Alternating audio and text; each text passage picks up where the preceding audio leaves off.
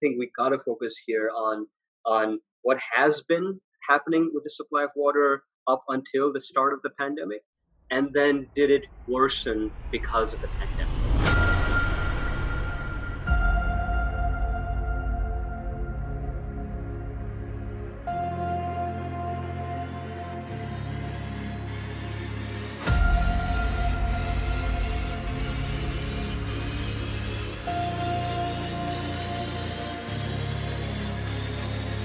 My name is Dr. Robin Dakal. So in terms of the effect of the current pandemic onto the local governments is enormous.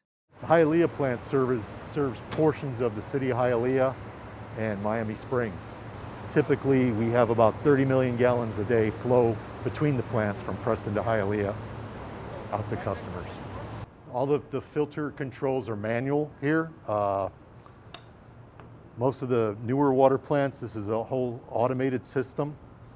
The tank started leaning, so they got nervous that it was going to collapse, so they ended up removing it. We haven't had it replaced yet.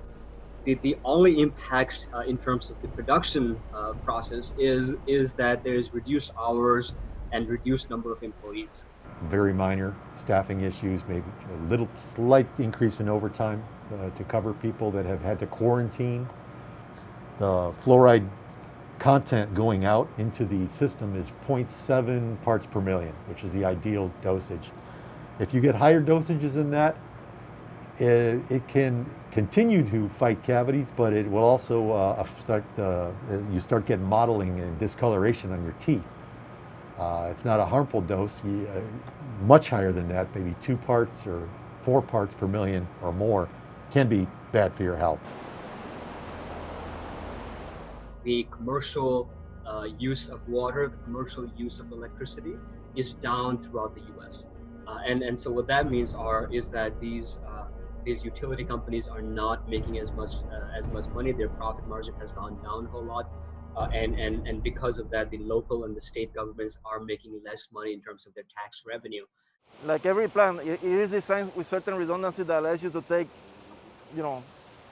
tanks or equipment out of service for you to be able to do maintenance. Right now, this tank is out of service. The general population probably just overlooks this, right? Because there's no appeal to looking into the public utilities and how things work there and the regulations and the issues behind it. But it is really important, right? Because even if you lost access to electricity for a couple hours or access to the drinking water for a couple hours, your life is just completely messed up.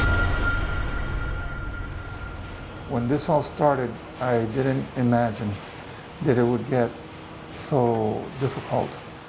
And it was heartbreaking because we had people that are very, very insecure and nervous coming to work in the middle of a pandemic. At any given moment, we only have 2 to 3 people here. We try not to have any more than that. And also because of COVID-19. We did have some COVID positives in the labs. Immediately the person would be sent home per protocol. We would get the laboratory clean and disinfected as soon as possible that same day, and the person would be in quarantine for 14 days. The situation has pushed, I think, residents to drink more water. The household consumption of water, the household consumption of electricity, those kind of things are generally down. There's less amount of money flowing into these state governments in terms of their revenue stream. More people are out of jobs, which means people are not spending as much money, which means there's less sales tax being collected, right? And so that is sort of hitting the local governments as well.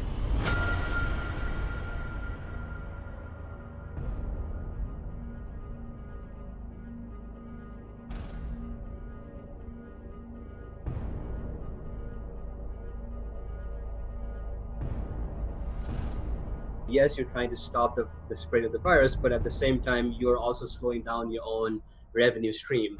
But the sector in itself has taken a hit. Operations never stopped, not in water operations, not in wastewater, and the laboratories were open continuously, and that helped us be prepared for this situation. But it was, I have to admit, it was pretty scary at the beginning. It was indeed.